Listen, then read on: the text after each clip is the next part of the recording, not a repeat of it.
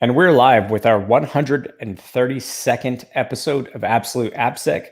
I'm Ken Johnson at CK Tricky at CK Tricky on Twitter, joined by my co-host Seth Law at Seth Law on Twitter. Seth, say hi. Hey everybody, welcome back to another episode. This is number 132. Ken and I are flying duo today, right? I guess it's not solo quite, in that sense of the word. But a lot has happened in the last week. There's quite a few things that we want to talk about. There's a couple of articles that we've pulled up. We've been getting some feedback requests or some topic requests in the Slack channel as well. So if you have more of them, anything that you want us to review from an AppSec perspective, or maybe from a live perspective, but from an AppSec perspective, jump in, join the conversation. We'd love to discuss it. Before we dig into that first article, Ken, that we were talking about, though, I did want to bring up Dan Kaminski. It's been interesting to watch, right? But Dan passed away a few days ago, right? And the community's just been finding out, and everybody's been talking about kind of his influences and things like that. He was pretty regularly, he was a speaker pretty regularly for a number of years there. Black Hat and DEF CON, and he had a pretty outsized influence on the community, at least, from the outside. I mean, my interactions with him were pretty limited, to be honest, right? He was always super nice and always super smart, right? I remember, I'm pretty sure he was involved with some of the MD5 stuff early on. But he's very well known for the DNS stuff, the DNS talks that he gave. And yeah, anyway, I just wanted to shout out, and I don't know what else to say about that other than rest in peace, right? Just, it sucks when we lose somebody. That's all. Yeah. I mean, I think the positive side of it is you see how, if there is any positive side to be gained, which obviously I think that one thing that I was noticing is just how many people were positively impacted by Dan's life and work. Yeah. And I think that that's the best thing that you can do, right? Is you leave people with these good memories of you and your impact that you had on folks, positive impact that you had on folks. So yeah, I mean, I didn't know Dan well personally, but obviously I always ran into him at conferences and saw a lot of the talks and everything. So, yeah, best wishes for the family that's, dealing with that right now, the aftermath. So, but yeah. I guess the silver lining there is that Dan obviously had a good positive impact on the community and people. So yeah, something to focus on. Something to focus on for sure, right? And it almost makes me think too about okay, what is it that we're accomplishing, and it is the impact that I have personally, is it positive, or what are my interactions with people outside of kind of my, my circle, and I don't know. I mean, it was just a kind of a good reflective thing. And but yeah, I'm best wishes to all of them. Good luck with it. So, and, come through, but it'll suck, right? I don't know. That's all. Life is short. You got to make the most of it. No day is ever guaranteed. You got to treat it like that. That's how I like to look at it. Don't put things off. Do the things you need to do. Exactly. Want to do. Yeah, exactly. And I mean, if anybody hasn't seen some of the research that Dan put out there, right, I would recommend that you go watch some of those videos, right? His paper on MD5 cracking, is that, for a long time, everyone thought that MD5 was theoretically weak, right? But there was no necessary proof about it or collisions until Dan, and there was a couple others that were involved, crypto guys, that actually went in and proved out the use cases, right? And there's even maybe I'll grab one of those and we'll post one of those articles, because that was pretty instrumental in me digging into algorithms and things like that. I mean, that's the reason why he had an impact on me personally. Was at the time I was doing just kind of surface level penetration testing stuff, and it was interesting to really dig in from a coding perspective on how things are implemented. And that was that's one of the things that we always preach is there's weaknesses everywhere.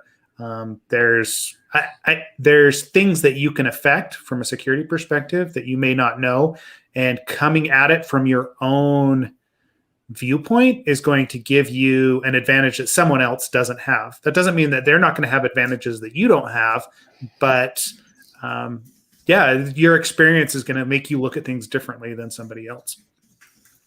Yeah, for sure. Yeah. So that was that was 2004 that Dan gave that talk. That's dang. Okay. Yeah, I'm getting old, man. That's all. Yeah. So that was heavy. And I don't know the segue to really roll into computer security stuff. Thanks, Seth. No, I'm kidding. I'm just messing with Thanks you. for the Dan. Yeah, no, he was a good guy, right? That's all I wanted to say. He was a good guy, and yeah, there's actually this book that Stefan Edwards recommended called Seneca. It's Seneca. It's talking about the shortness of life and like how to make the most of life and everything like that. I'm halfway through this. I highly recommend. Let me see if I can get it up to. Oh, wrong camera. I keep putting it in the wrong camera. That's why. I have like 2 cameras. So that's a good book. Check it out. It gives you some perspective philosophically on how to maximize your sort of life and efforts and such. So that's how I'll do the segue here, Seth. Sweet. I will lighten the mood and go into something a little less heavy, which is Code Cub. I don't know if it's any less heavy. Yeah. Supply chain attacks. Yay. Yeah, we're back to supply chain attack conversations this week. I feel like we've had a lot of these over the last, I don't know, we definitely 2 years, but definitely the year. Yeah. It seems like supply chain attacks are increasingly the way people are going to have large scale impact. Well, and I mean, you're talking about the Code Cub one. That's not the only one. There was the Homebrew one as well recently. Hold on, let me throw the link in there so people know what we're talking about, because I haven't done that yet. And I haven't necessarily read through this one too deeply, right? So if you want to speak to it as far as what actually happened and what components were taken advantage of there, that would be. Yeah, we had to deal with this actually at work, so I might as well. Okay. Yeah, so with Code Cub specifically, there's a Code Cub site. People, you know how like with RVM, so Ruby Versions Manager, you can do like the curl and you do the rvm.io to some script, and then it runs the install script and magic happens. And you have no one ever does that as, pipe straight to root. But yeah, I know how it happens. So similar thing here, pulling in a shell file on that site, Code Cub site. Instead of vendoring it in, which is something I don't know like when you and I have talked about it. I know I've talked about it in multiple training courses for like, not the training course you and I give, but like training courses for, secure development and stuff like that, is vendoring in software. Because anytime you pull in software from another place that you don't control the security of that place, there's risk. There's risk, period. You have less control. So this is what people did. They, in their CI/CD pipeline, they had a line that said, pull this shell file, do the install, go forward, and be well. Somebody overwrote that shell file, go figure, put in a line that basically exfiltrates environment variables, which often include like secrets and such. HashiCorp was one that this article, which you've already put it on there. Cool. That article right there. If you're watching on YouTube, there's a link there. HashiCorp's GPG key that they use to sign and assert, the software's trustiness was exfiltrated when that script was hacked and pulled in. And so now they're going back and so they have revoked that previous key. Obviously there's a new key fingerprint, and they're going back and trying to secure the Terraform releases and just a bunch of stuff, right? Like what I'm trying to say is they're doing a bunch of work to like recover from that. But I think there's a bigger point to all this, which is there's probably multiple points, but again, one is to just vendor in software whenever possible, which is most of the time. And then the other is to, I guess there's a lot of ways you could look at that. I mean, obviously you shouldn't be pulling in shell files directly in CI/CD, but I think one of the questions that one of the viewers Derek had, was about how to store secrets securely. It's a little bit of a shaky territory to go into, mainly because we just dealt with this with actions, which, as you know, stores secrets as environment variables that can be pulled out. So I'll skate this razor thin ice there and say that I don't know how to do that, but I would say like environment variables for secrets can be a bit of a difficult thing to keep secure. What I would say is we being like security people typically use Vault. Access from Vault, obviously. In this case, HashiCorp Vault is probably yeah. Wow, that's a great recommendation there, Ken. That's why I'm like, I'm damned if I do, damned if I don't with these recommendations. Like all of them are bad for me, right? Like if I talk about actions or HashiCorp, there's no good like perfect solution here. But yeah, I mean, definitely vendoring in software, and then and I mean, Derek, for to his point, right? Like we should probably define what vendoring in is. Oh, right. Yeah. Sorry. I should explain that. We call it vendor. Do you want to explain that? I'll take a break here. Yeah, that's fine. So vendoring software is validating the package that you have and then pulling it down to a local trusted repository and pulling the software from your trusted repository, rather than going out and, running a curl command against GitHub or against a site that you don't have control over, right? So in the case of that HashiCorp, curl.io, it's pulling a bash file from codecove.io. It probably should have been, I'm sure they are now, but they should have pulled that file locally, validated it, and then run it. Or at the very least, they should have validated the hash, right? Or something. Checksum, right? Just to make sure that it was what was expected. Now this gets really difficult when you start talking about NPM. This is not an easy solution to solve, right? The amount of packages that are installed with just like a React app or a Node application, just running a server express, it becomes very difficult. But at the very least, you can validate the packages, you can lock to certain versions, and you can check, checksums or hashes to make sure that it is what you expect. Doesn't mean that you won't pull down something that's vulnerable when you do that. But at the very least, it gives you a level of assurance that, when somebody removes left pad from NPM, that you don't get hit with it, right? Yeah, we also showed a few episodes back how to specifically take those artifacts, put them in your own server, library server, whether it's like a gem or an egg or whatever module, and then point to that specific server for those specific libraries that you want to only be pulled in from your artifact server. So obviously that's another way to handle it. And so because I want to make sure everyone who listens has an understanding, like the checksum bit that Seth mentioned was you take all of the contents of the file name, et cetera, build a checksum of those. Basically everything inside the file becomes part of the checksum. So if anything is modified inside of that file, the checksum changes, and then there's a difference. And so basically it's a way of saying something in this file changed. And that's essentially how the checksum check works. Yep. And it's a fairly easy, I shouldn't say it's fairly easy, because we've struggled with this for years, right?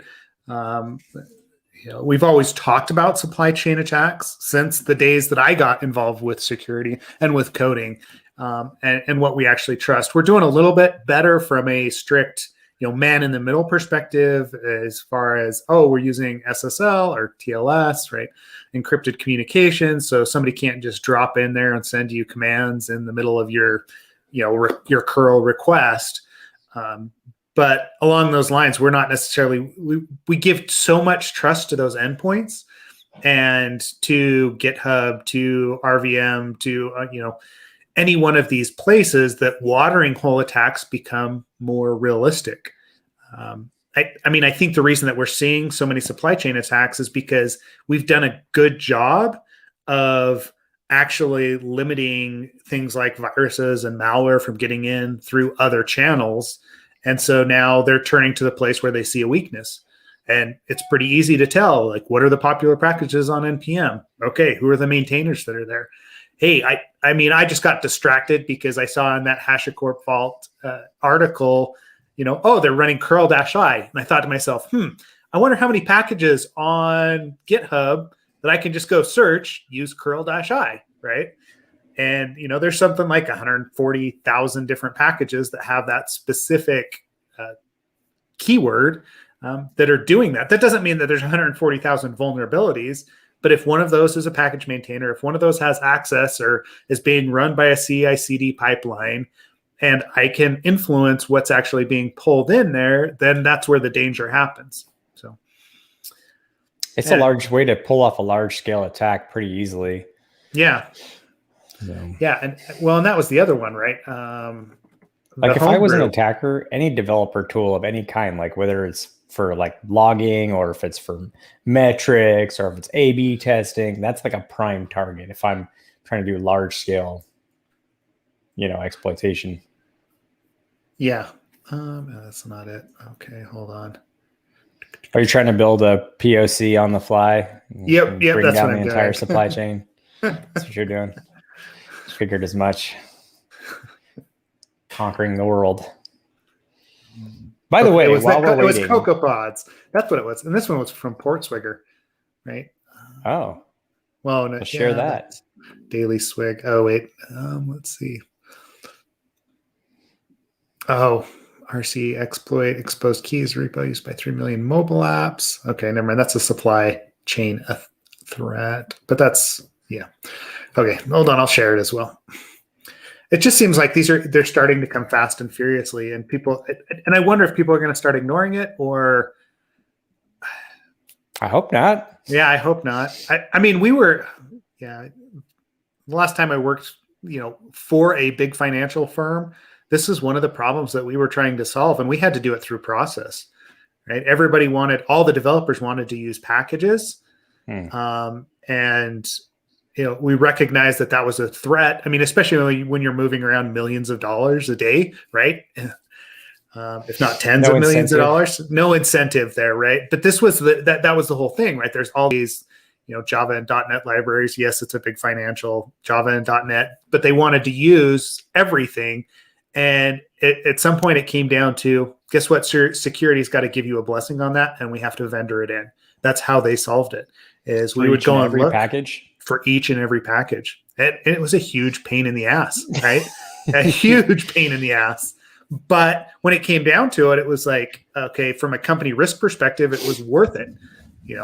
Yeah, you've got some senior, security people looking at these packages, but a lot of the checks were as simple as, okay, how active is the package? Who's maintaining it? Right? Like, are they fixing security issues as they come in? What are the security issues that they have? Right? If something has, I don't know, like 10, 20, high severity issues over the last 2 years, guess what? Maybe we should pick a library that only had 1 or 2, right? Based on, popularity and everything else. But there was a lot that went into it to actually evaluate those packages. And it wasn't quite full code review as much as we wanted to do that on all those libraries, just because we didn't have the time. And that's where I go back to the whole, okay, NPM, the NSP guys, you guys over at GitHub, there's a bigger team now, I'm sure, but right back in the day when it was Lyft Security and Adam, right, there was 3 or 4 guys that were like doing all the NSP audit stuff. Yeah. You're hesitant no to comment, talk too much. No comment on resourcing. But we are actually working on and are in the process of moving over NPM's bug bounty to our bounty. So there should be some news in the coming months of sort of a unified place to submit bug bounty reports. And who knows, maybe there'll be some other fun stuff that I can tease out, but not say. But not say. But definitely tease. So stay tuned. That's what I would say. Stay tuned. Yeah. No, the world of supply chain attacks is super interesting, and more than ever makes sense for that to be the place as an attacker to go and insert your malicious code. Well, I mean, it makes sense, right? Like you think about malware, and most malware right now is still written for Windows because it has the largest share of the market from a consumer perspective. So if I'm developing, I didn't know that, by the way.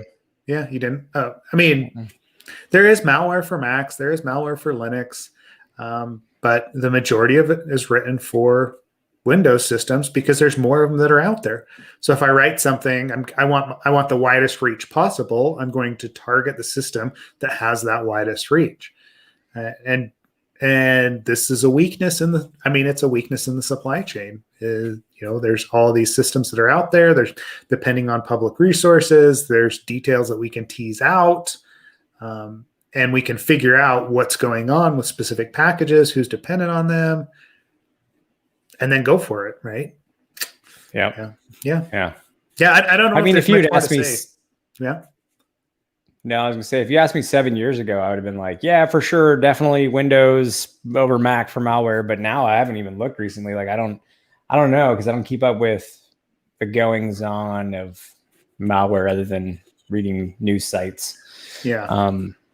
So I don't have any hard statistics or information to point to, but that would make sense because of the ubiquity of Windows, but also in enterprise environments where money is like definitely a thing, right? And to scam people out of. And so it would make sense. Yeah. I mean, I think you're starting to see a shift that malware actors, I mean, and we could dig into this. Like we could probably pull some articles up for a future episode if people are interested. But like my take from what I see just in the releases that are coming out and the vulnerabilities, like Windows is going to remain a pretty large share.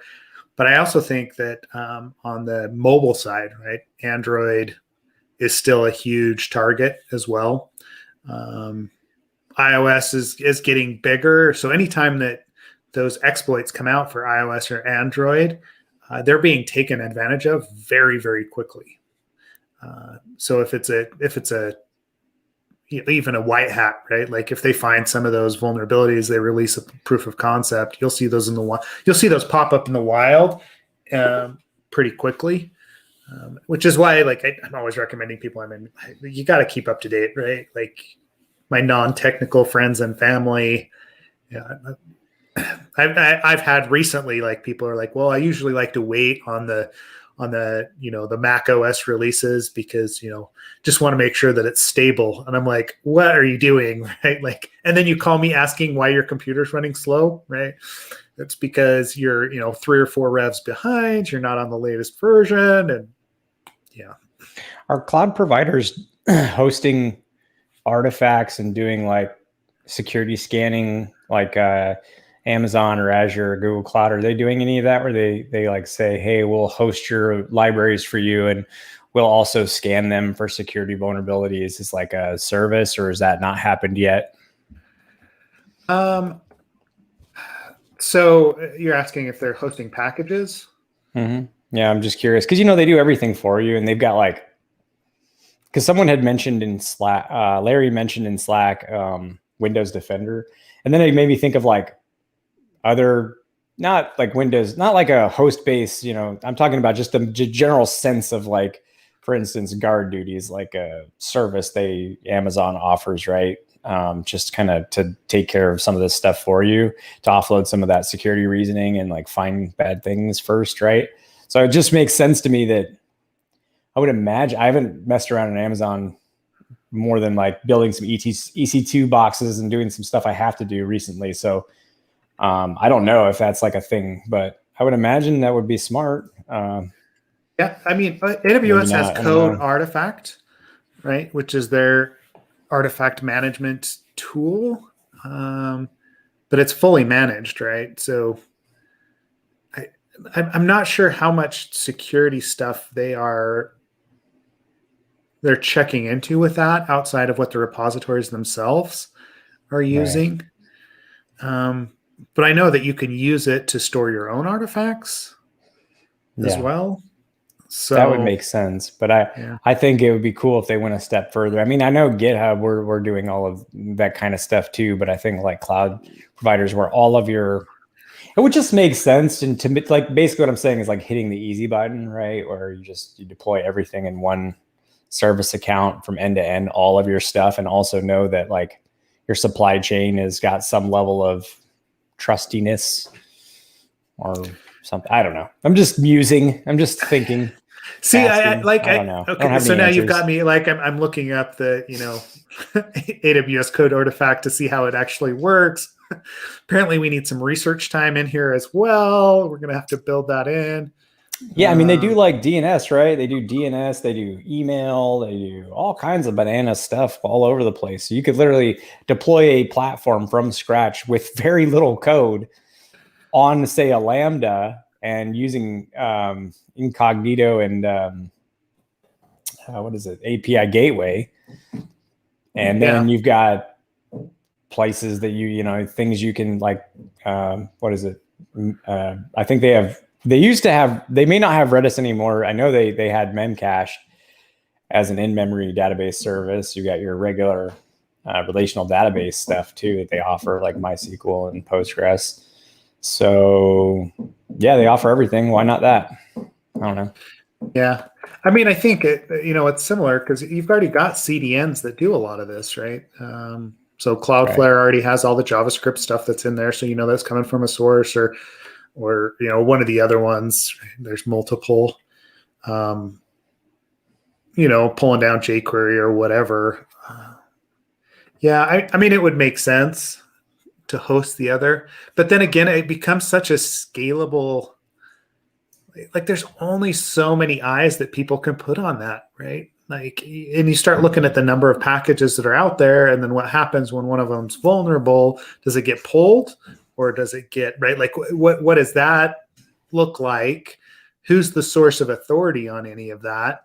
Like, it's a very, very complex problem. It's not like DNS where we can all go back to the root servers, because you can go to npm, but npm may not be, all right, like depending on where the developers are putting that code out, that may not be the source of authority. Oh, I've been in on those conversations lately, and it's not easy. Do not think that it's easy or trivial at all. No, I agree with that. My thought was just being lazy. Like, can I do everything in one place and like have everything just secured for me and just be lazy? So that's really my perspective on things. You're going back to the one true framework that is secure and does it all for you. No, not one true framework. Just, I mean, sort of the same idea though. Just let me offload the cognitive, like don't make me think or do stuff. All right. That's all I'm saying. I mean, why is that so hard? Come on. That's for me. Just secure. Well, that's what guardrails are about, right? Like that's what, it is.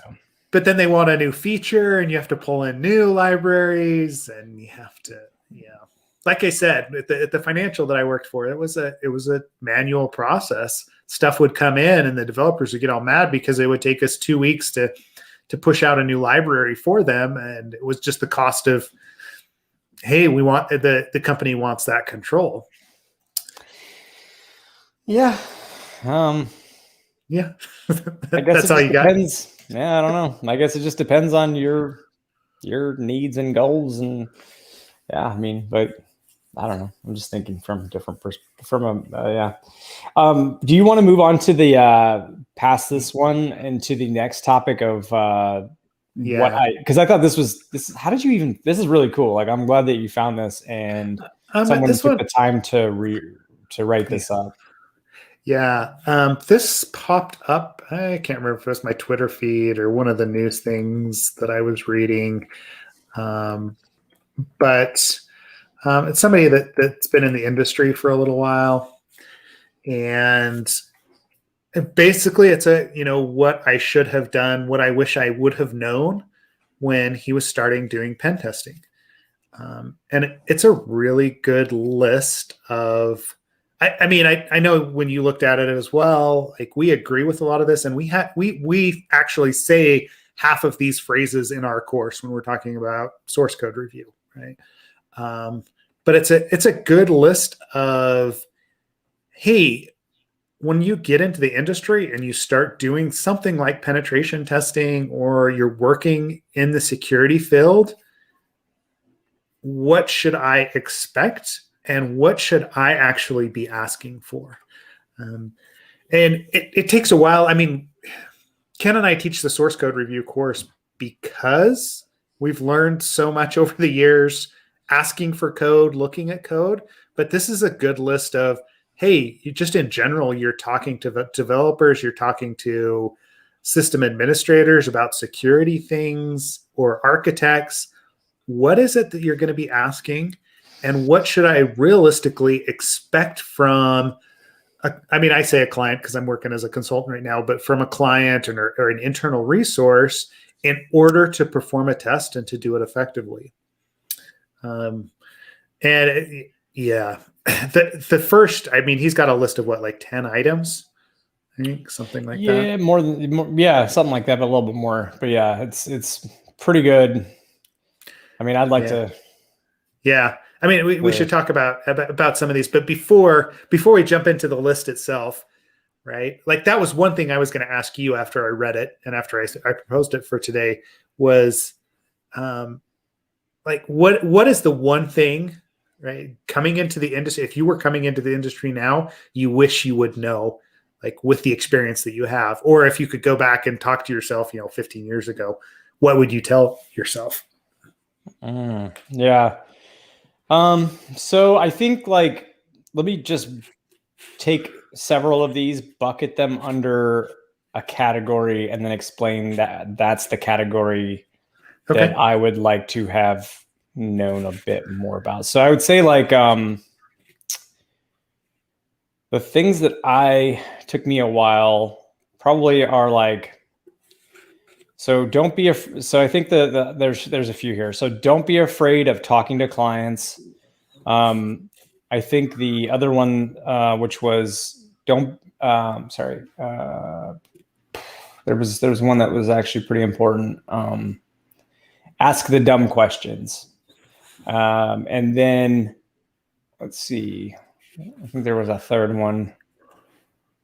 Well, it's not, yeah. I guess it's kind of like anytime you're asking for, there's two separate ones that I think are kind of tied together, which is always ask for equivalent access and avoid black box testing.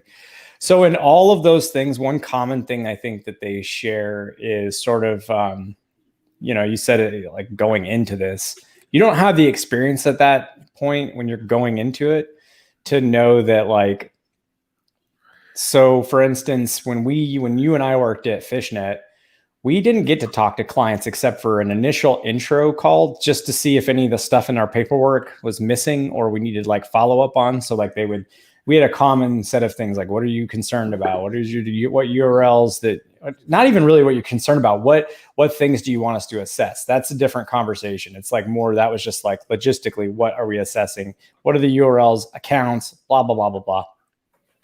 And that's great. And then you basically cover that in an intro call. But the problem with that is that and that's about it. That's all about all the communication we have with clients. And that's just a failure all around. That should not be the way it is. You should be able to constantly talk to your clients. If you need to, I've got a construction going on in my house. The general contractor here, he's awesome. He asks me constantly for opinions, if this thing should be there. Hey, I noticed this thing. We could do it this way. This is how it's set out, but here's your limitations. And that kind of feedback is amazing. Now, like when you're new, you don't know that like you should be asking dumb questions because they're not dumb questions. And most people just skim over it and they just say like, they just say, well, I'll figure that out. I'll whatever. It's probably not that important of a detail. I'll figure it out. I think that's a lack of,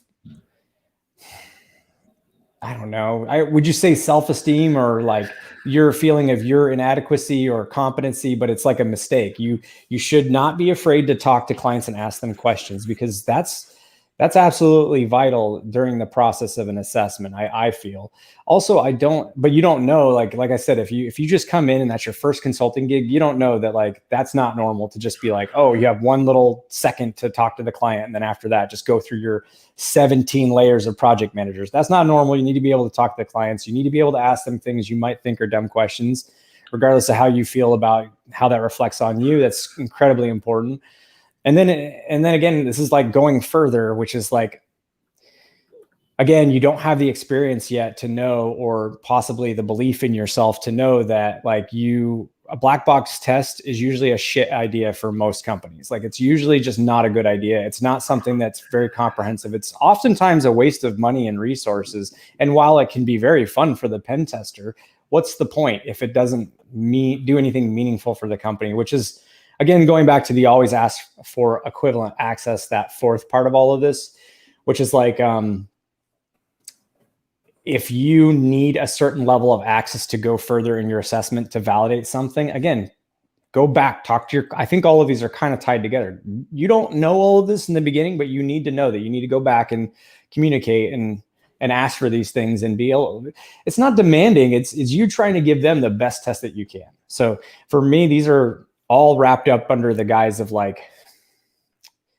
read this before you get too far into consulting and understand that those four things are super important. And don't ever not ask more questions because you're afraid of what people think of you. That's actually most of the time, other people want to ask those. 99% of the time, other people want to ask those questions, but they're too afraid to look dumb.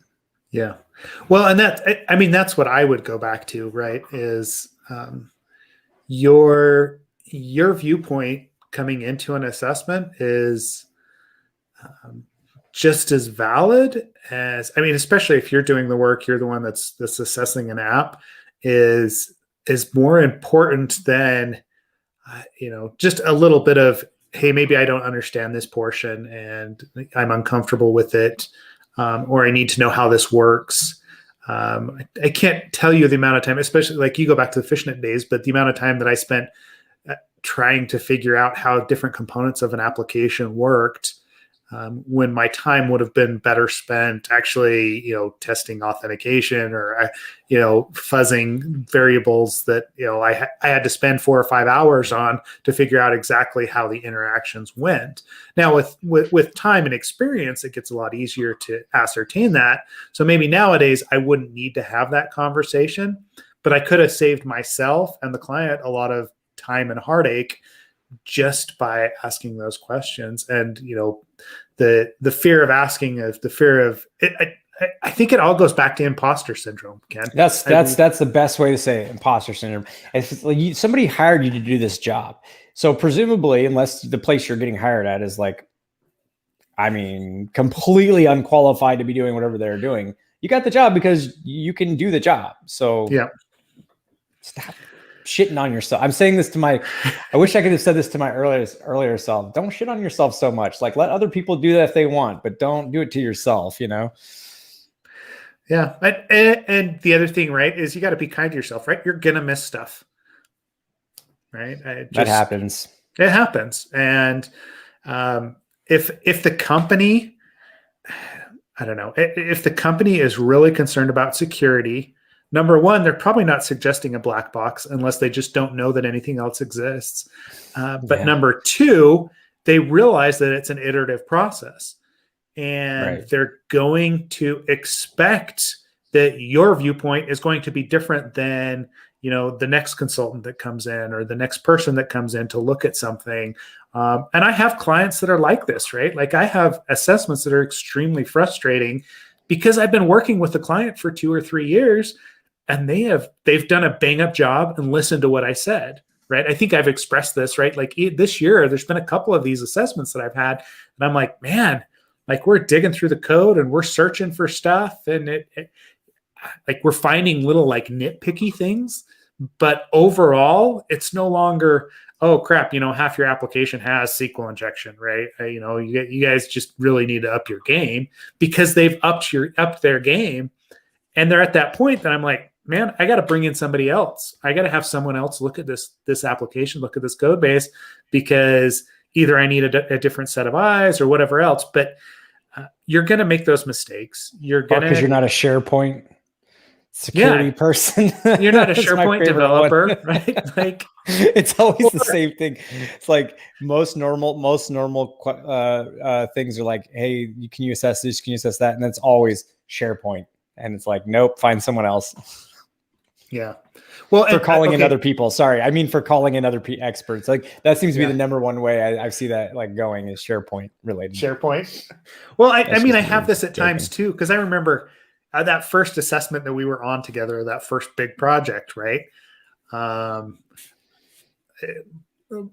By pure happenstance, right? Like, our friend, like one of the other consultants got put on, and like doing a manual code review of Python, or was it Perl, and he was not a Perl expert, right?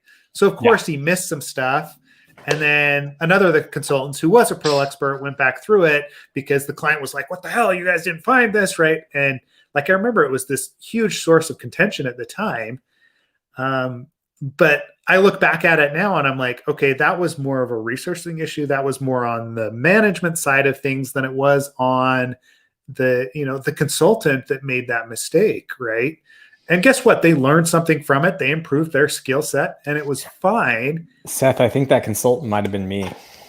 No, it wasn't. I know exactly what I'm talking about. It was not you. But there was multiple of those that happened, right? Like, because I was put on a Perl assessment, and but I wasn't a Perl. But there was like one thing that I missed. I remember one time. But yeah, if you're talking about a bigger thing now, then it was me. Yeah. I mean, I remember at Fishnet, and I mean, this is how it was back in the day, because there was so many clients asking for assessments, but they didn't want to tell you anything. They're like, here's a URL, here's some creds, go.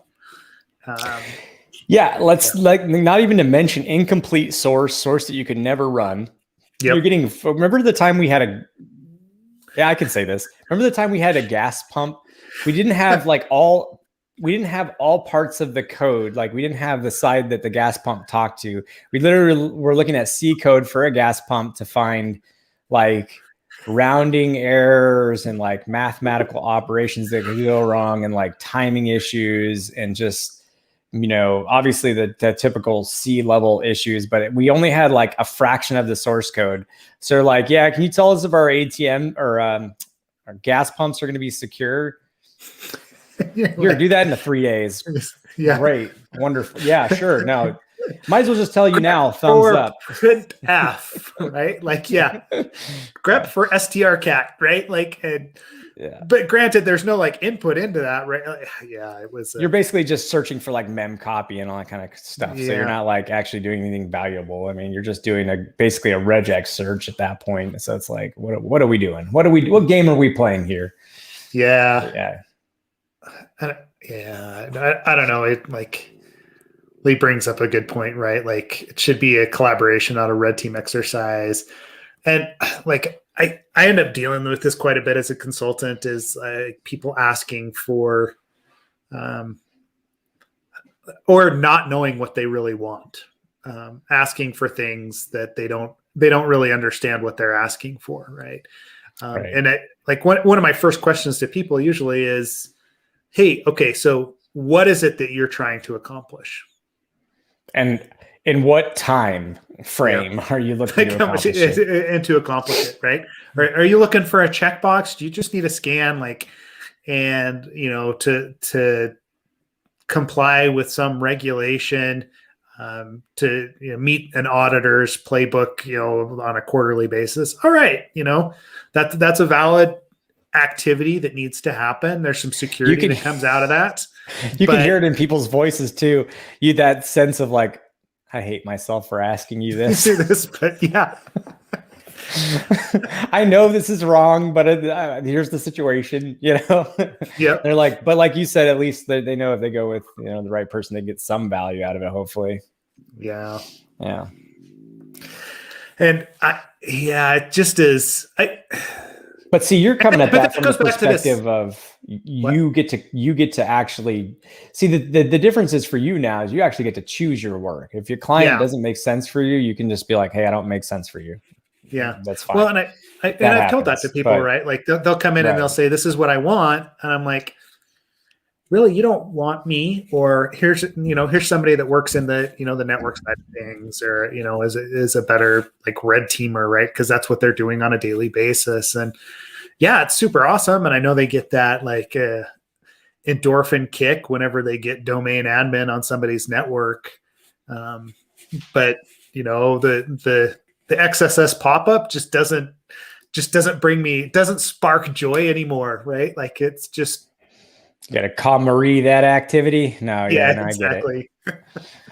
Well, like, it's harder for people that don't get to make that choice though, right? The people that are just working for I shouldn't say that.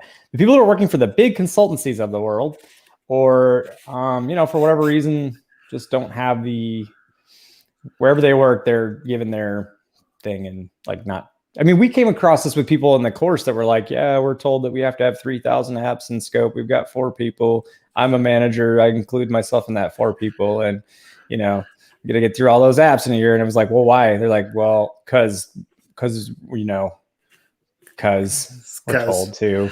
Well, and it was like for reasons. And it's like, man, that's an unavoidable situation. It is an unavoidable situation. And that was it. Like working at the big financial when I first started in my career and wasn't super confident and spent 2 weeks, looking at a JavaScript mortgage calculator that had no input outside of JavaScript, right? Like on the page that you were on, because somebody assessed that as critical to the business because it calculated mortgage numbers and gave them to clients, right?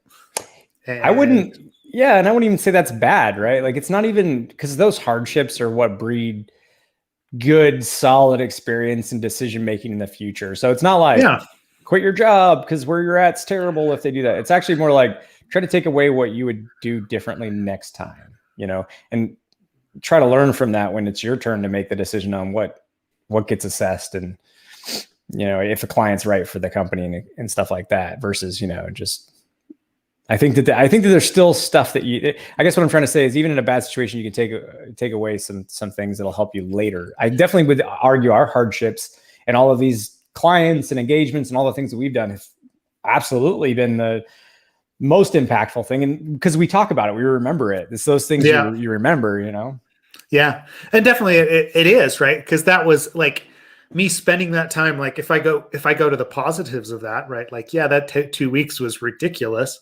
But the positives that came out of it were that I went back to the process on how we were prioritizing apps, told management, this is screwed up. You just spent money for me to do something that was ridiculous. We started to classify, like we improved the process. We improved the intake, right? Like it became a much wider effort, and they did get more secure over time because of it.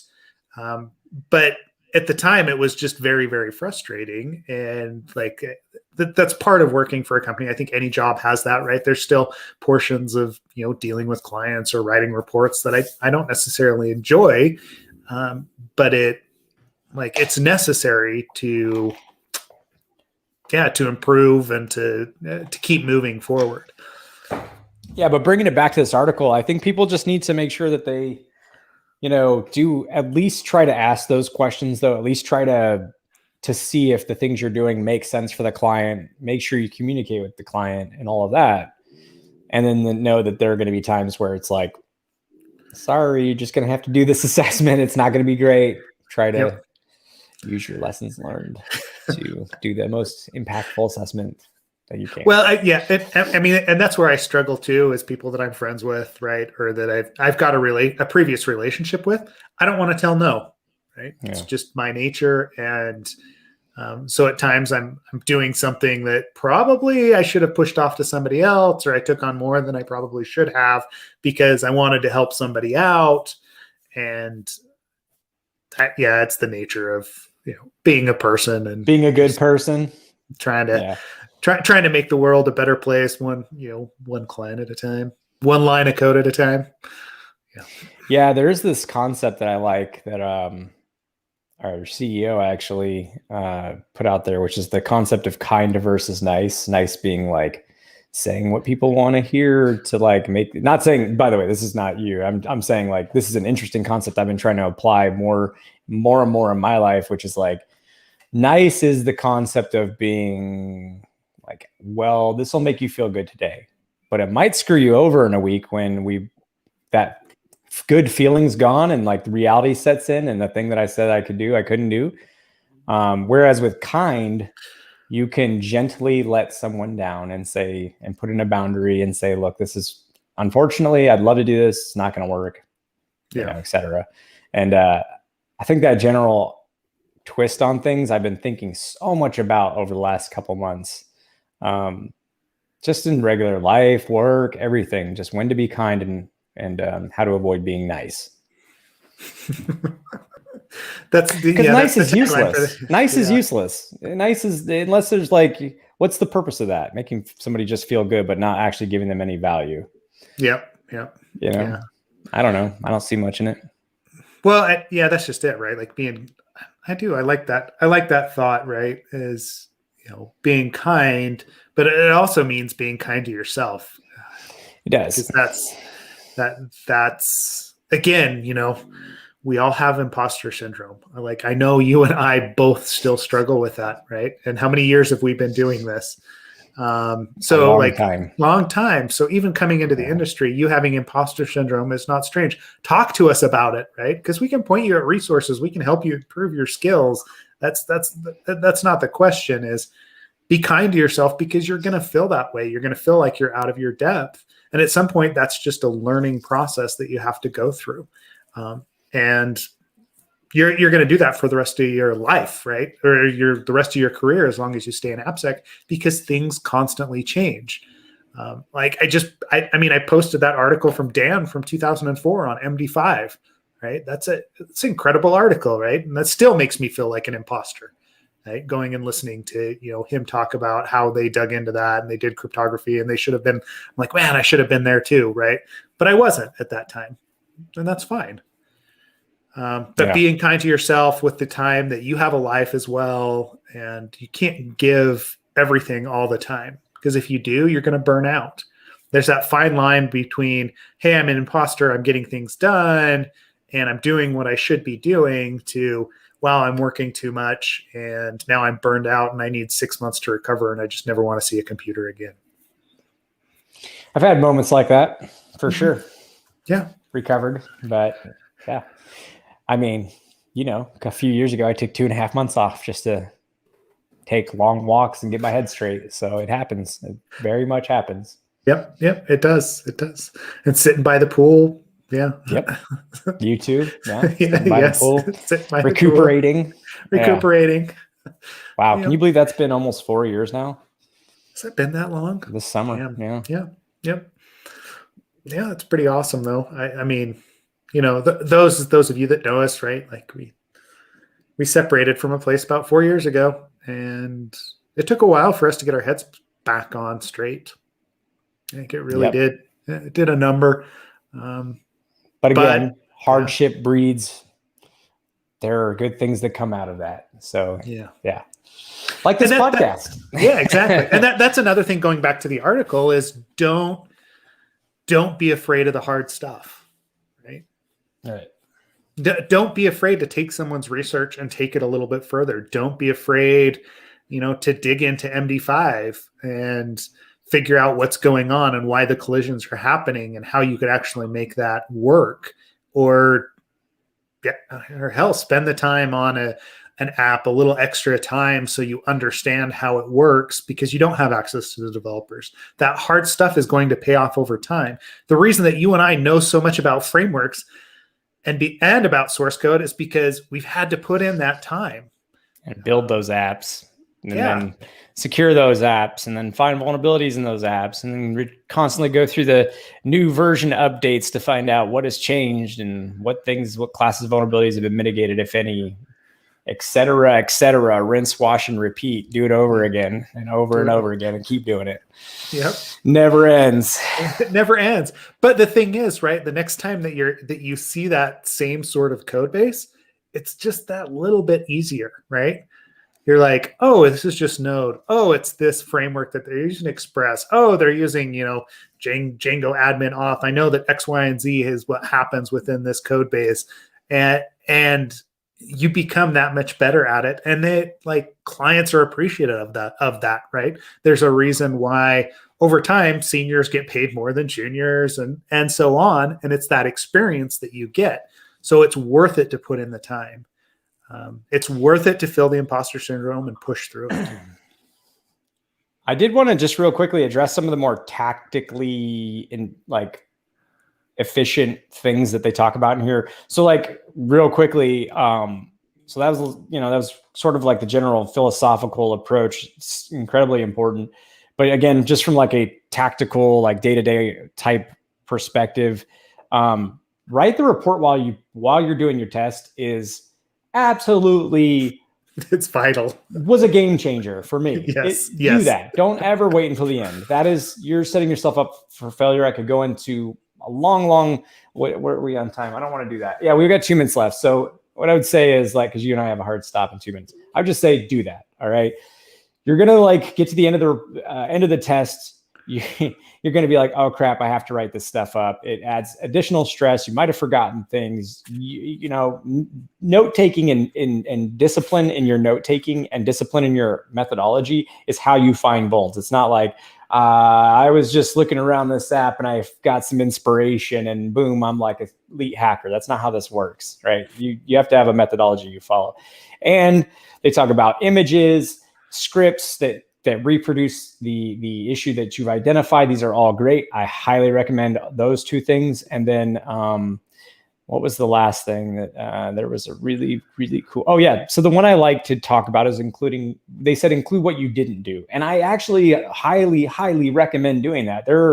In executive summaries, oftentimes you get a chance to sort of give a big picture of the app, but I think it's important if it's not in the executive summary or if it's somewhere else, you talk about somewhere in your report what you couldn't get to. And, time limitations are what they are. People understand that. And let them know this is the things that you should test in your set. You and I have totally done this where we've hopped on calls and been like, look, consider this your first wave of assessments. We're you've got a lot of security stuff that we need to address first. There should be follow-up though. These are the things we couldn't get into because there were so many things we had to write up because we wrote a report as we tested. Yep. But anyways, we're at time. So I'm going to just wrap it up there, Seth. Okay. Yeah. There's a lot going on there, and I think we could talk about this for a long time. So maybe, we'll put our own list together at some point and release it because we do have a blog coming. But anyway, let's call it for today. Join us online, jump into the Slack channel. We'll keep the conversation going there. Hit us up on Twitter, what have you. But thanks everyone for joining, and we'll catch you all next week. Take it easy. Thank you.